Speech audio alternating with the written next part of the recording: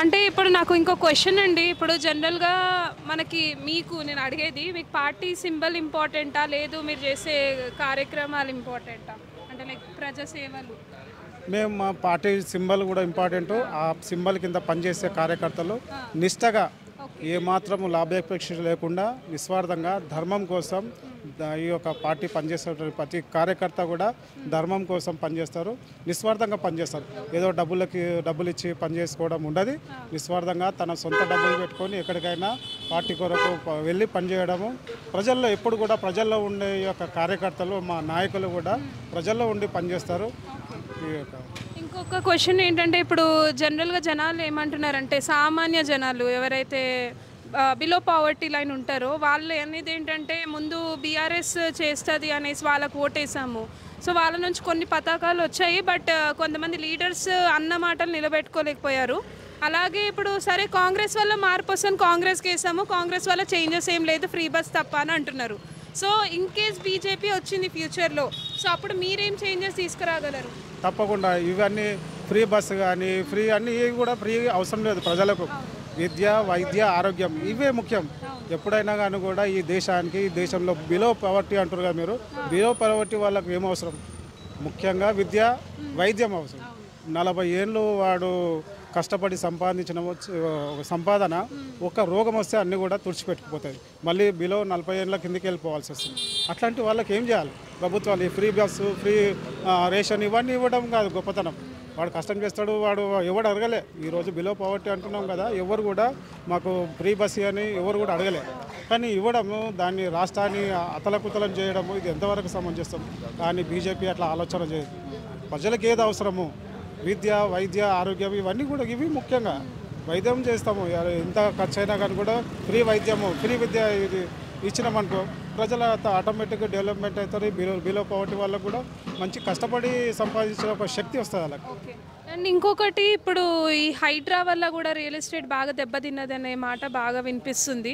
And apart from that Indiramma ఇల్లులు అనేసి అన్నారు. బట్ అవి కూడా వాళ్ళు 2-3 సంవత్సరాలు ట్రై చేస్తున్నా కూడా రావట్లేదంట.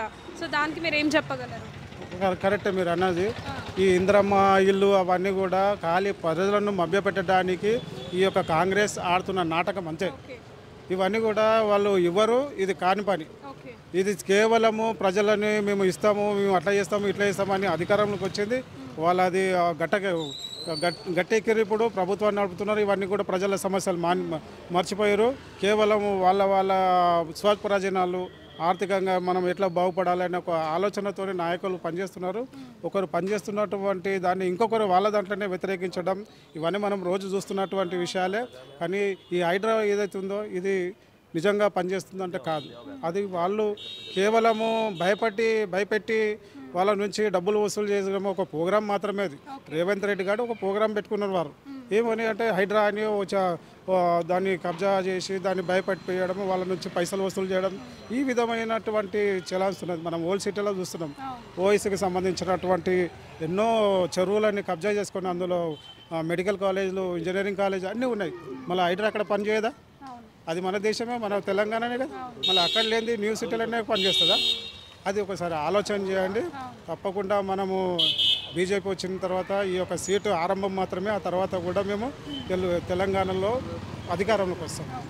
అండ్ ఇంకొక ప్రశ్న అండి. ఇప్పుడు జనరల్గా ప్రజలు ఏమంటున్నారంటే ఏ పార్టీ అయినా ఇది బీజేపీయా లేదా బీఆర్ఎస్ఆ లేదా కాంగ్రెస్ అని కాదు, ఏ పార్టీ అయినా ఎలక్షన్ టైం వరకు ప్రజలకు దగ్గరగా అవ్వడం చేయడం కానీ, లేదా ఎలక్షన్ అయిపోయాక వాళ్ళని అసలు వాళ్ళ ఓటుకి వాళ్ళు ఒక క్వశ్చన్ వేసినా కూడా తీసుకోలేకపోతున్నారు. ఈవెన్ మొన్న రేవంత్ రెడ్డి ఇందాక సార్ అన్నట్టు మోసం చేయడం నా బాధ్యత అయితే మోసపోవడం జనాల బాధ్యత అని అంటున్నారు. సో అలా రేపటి రోజు బీజేపీలో చేయలేరు అంటారా? అంటే ప్రతి పార్టీ మీద ఈ క్వశ్చన్ ఉందండి ప్రజలకి, ఎవరు వచ్చినా ఇంతే అన్నట్టుంది. దాని మీద మీ ఒపీనియన్? తప్పకుండా మీరు అన్నట్టు కరెక్టు. కానీ వాస్తవంగా మనము దేశంలోని 29 రాష్ట్రాల్లో మా పార్టీ ఎక్కడైతే అధికారంలో ఉన్నదో ఒకసారి గమనించండి. అక్కడ మంత్రులుగా పనిచేస్తున్నట్టు, ముఖ్యమంత్రులుగా పనిచేస్తున్నటువంటి వాళ్ళని గమనించండి. వాళ్ళు కేవలము ఈశాన్య రాష్ట్రాలు ఇప్పుడు చెప్పినట్టు ఈశాన్య రాష్ట్రంలో ఒకసారి గమనించండి ఏ విధంగా ఈ యొక్క భాజపా రాష్ట్రాలు ఏవైతే ఉన్నావో వాళ్ళు ఎందుకు ఎట్లా ముందుకెళ్తున్నారు, ఈ దేశాన్ని ఆ రాష్ట్రాలని ఎట్లా ముందుకు తీసుకెళ్తున్నారో మనం అందరం గమనిస్తున్నాం. తప్పకుండా ఈ కాంగ్రెస్ లేక ఈ బీఆర్ఎస్ లేక పార్టీ ఒకటి పరిపాలన ఉండదు. సురక్షితమైన పరిపాలన, అభివృద్ధి చెందిన పరిపాలన ఉంటుంది. ఇవన్నీ మోసపూరితమైనటువంటి పరిపాలన ఉండదు మరి. Okay, thank you sir, thank you so much. KCR ఉన్నప్పుడే బాగుండేనా? కేసీఆర్ ఉన్నప్పుడు ఏముంది, వాళ్ళు కుటుంబ పాలన చేసిండ్రు, దోసుకున్నారు. ఓకే, వీళ్ళు వచ్చిండ్రు, అన్నదమ్ములు కలిపి దోసుకుంటున్నారు అని పెద్ద టాక్ నడుస్తున్నారు, అందరికీ తెలుసు. ఇప్పుడు ఈ హైడ్రా అని మధ్యలో హైడ్రా అది వచ్చిన తర్వాత హైదరాబాద్ రియల్ ఎస్టేట్ కుప్పకూలిపోయింది. అవును. అంతకు ముందు వరకు బాగానే నడిచేది రియల్ ఎస్టేట్. హైడ్రా వచ్చింది, ఆ పేరుతోనే కుప్పకూలిపోయింది రియల్ ఎస్టేట్. సో మీరు ఎవరికి ఓటు వేద్దాం అనుకుంటున్నారు ఇప్పుడున్న ఎలక్షన్? ప్రస్తుతానికి ఎవరికి వేయను. వేయరా? ముందు ఎవరికి వేశారు అంటే రేవంత్ కాంగ్రెస్ రెడ్డికి కేసు వేశారా? 100% పుట్టినప్పటికి వెళ్ళి వేసిన ఓటుకి మీరు వాల్యూ లేదు, satisfied ఉందా? లేదండి. లేరా?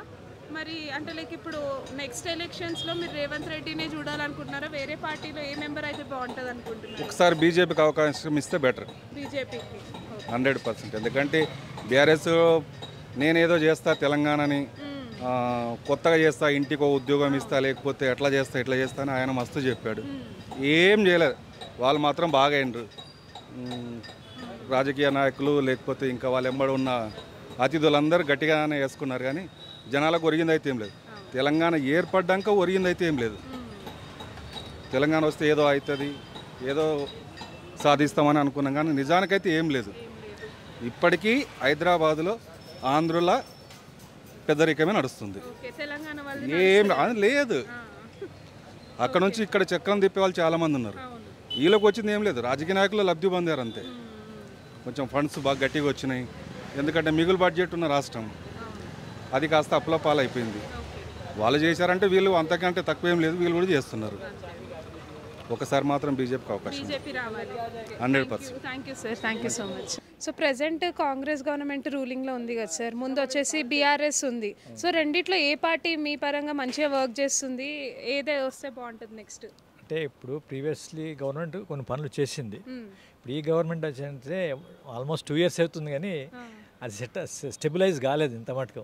మళ్ళీ అది వాళ్ళ పర్సనల్ ప్రాబ్లమా, లేకపోతే ఫండ్స్ ప్రాబ్లమా, లేకపోతే అదేం ప్రాబ్లం మాకు తెలియదు, కానీ వాళ్ళైతే ప్రీవియస్ గవర్నమెంట్ లాగా లేకుండా ఇప్పుడైతే వాళ్ళు స్ట్రగుల్ అవుతూ ఉన్నారు మెయిన్గా. అది అక్కడ. సో ఇంకా 2 సంవత్సరాలు నెక్స్ట్ కూడా మనం రేవంత్ రెడ్డినే చూడబోతున్నాము. అదైతే కరెక్టే, కానీ వాళ్ళైనా కొన్ని మాడిఫై చేసుకొని పబ్లిక్లో పోయేసి వాళ్ళ పబ్లిక్ సింపతి గెయిన్ చేయడం మంచిది నన్ను అడుగు. అదే చేసుకుంటే వాళ్ళకి ఫ్యూచర్ కూడా బాగుంటుంది. ఓకే, పబ్లిక్ సింపతి అంటే ఇప్పుడు మనకి రీసెంట్ డేస్లో హైడ్రా వల్ల కూడా చాలా కోల్పోయాం అనేసి చాలా మంది చెప్తూ ఉన్నారు. సో దాని మీద మీ ఒపీనియన్ ఏంటి? హైడ్రా అనేది అది పాలసీ మ్యాటర్ అమ్మా, అది ఎవరు చెప్పలేము. ఎందుకంటే అది అంటే పబ్లిక్ గురించి కాదు, అది పాలసీ మ్యాటర్ కాబట్టి అది గవర్నమెంట్ తీసుకునేది, దానికి ఏం చేయలేము. కొందరు బాధ్యులు అవుతారు, కొందరికి లాభం అవుతుంది, అది మనమే దాన్ని చేయలేము, అది పాలసీ మ్యాటర్. కాకపోతే ఏంటంటే వాళ్ళు తీసుకున్న స్టెప్ కొందరికి నచ్చకపోవచ్చు. ప్రీవియస్ గవర్నమెంట్ తీసుకోలేదు కాబట్టి వాళ్ళు ఆ గవర్నమెంట్ ఫేవర్ కూడా మాట్లాడవచ్చు. ఓకే, సో మీ పరంగా బీఆర్ఎస్ఆ లేదా కాంగ్రెసా? ఇప్పుడు ఇక్కడ ప్రీవియస్లీ అయితే బీఆర్ఎస్ ఎమ్మెల్యే గారు బాగా వర్క్ చేశారని తెలిసింది. సో దానివల్ల ఆ విధంగా చూస్తే మాత్రం ఆ క్యాండిడేట్ ఎవరైనా బాగుంటే వాళ్ళకు ఓట్లు వేసి గెలిపించడం మంచిది. ఓకే, సో ఇప్పుడు ప్రజెంట్ నవీన్ యాదవ్ గారి పేరు ఎక్కువ వినిపిస్తుంది ఇప్పుడు వచ్చే ఎన్నికల్లో. సో ఆయనే గెలుస్తారంటారా, లేదా ఇంకేదైనా పార్టీ నుంచి వేరే వాళ్ళు కూడా గెలిచే అవకాశం? ఇప్పుడు అట్లాగమ్మా, నవీన్ యాదవ్ గారు అంటే ఆయన బ్యాక్గ్రౌండ్ బట్టి కూడా పబ్లిక్ కొద్దిగా చూస్తారు కదా. అంటే నా ఉద్దేశం ఏంటంటే అతని ప్రీవియస్ ఇక్కడ వర్క్ చేశాడో దాని ప్రకారం. ఇప్పుడు ఎందుకంటే ప్రీవియస్ ఎమ్మెల్యే గారికి అందరు ఎందుకు సింపతి ఉందంటే ఆయన వర్క్ చేశాడు కాబట్టి ఆయన మీద సింపతి ఎక్కువ ఉంది. ఇతను మళ్ళీ ఇదివరకు పార్టీలో ఉండి వర్క్ చేస్తే ఆయనకు బెనిఫిట్ సింపతి ఉంటే తప్పకుండా గెలుస్తారు. మొత్తం షేక్పేట్లో ఉన్నాము. సో షేక్పేట్లో ఎలక్షన్స్ అండ్ ప్రజెంట్ రాబోయే ఎలక్షన్స్, ప్రజెంట్ ఉన్న గవర్నమెంట్ గురించి వాళ్ళ దగ్గర ఫీడ్బ్యాక్ తీసుకుందాము. నమస్తే సార్. तो अभी तो तेलुगु हिंदी ओके. तो अभी तो कांग्रेस गवर्नमेंट रूलिंग में है, तो पहले तो बीआरएस था. दोनों में कौन सा अच्छा है और कौन सा अच्छा है? क्यों कांग्रेस क्यों नहीं? इन्हों अच्छा काम नहीं कर रहा ना मैडम, कुछ भी अच्छा नहीं कर रहे ना. अच्छा, तो आप किसको वोट डाले थे? अब बीजेपी को डालना पड़ता वोट. ओके, मतलब क्या चेंजेस आप एक्सपेक्ट कर रहे हो कांग्रेस गवर्नमेंट से? इसको कुछ भी डेवलपमेंट नहीं कर रहा ना, इन्हों प्रॉब्लम कर रहा पूरा. हर चीज़ महंगा हो गया, हर चीज़ का प्रॉब्लम है. और टीआरएस है सब अच्छा था, सब अच्छा काम करा उन्होंने. सब क्या अच्छा अभी घर तोड़ रहा सब। हाँ हाँ, तो हाइड्रा के वजह से बोल रहे हो हाँ आप। सबको तकलीफ दे रहा ना मैडम। ये तो पहले तो भी कुछ तकलीफ नहीं था और मार्केट भी अच्छा था। हाँ, पूरा रियल एस्टेट गिर गया, पूरा गिर गया, मार्केट में पैसा नहीं है। टीआरएस है जब अच्छा अमाउंट रहता था, पब्लिक हर पैसा खर्चा करता था। अब नहीं है, पब्लिक बस पैसा खर्चा करने को सोच रहे, नाश्ता करने को सोच रहे। कई को ऐसा नाश्ता हो गया तो कर रहे प्रॉब्लम ना। कर रहे बोले तो कम कर रहे। ओके, पहले का अलग है, आपका अलग है। हाँ हाँ हाँ आप भी जरा समझाओ। हाँ, हाँ, समझूंगी।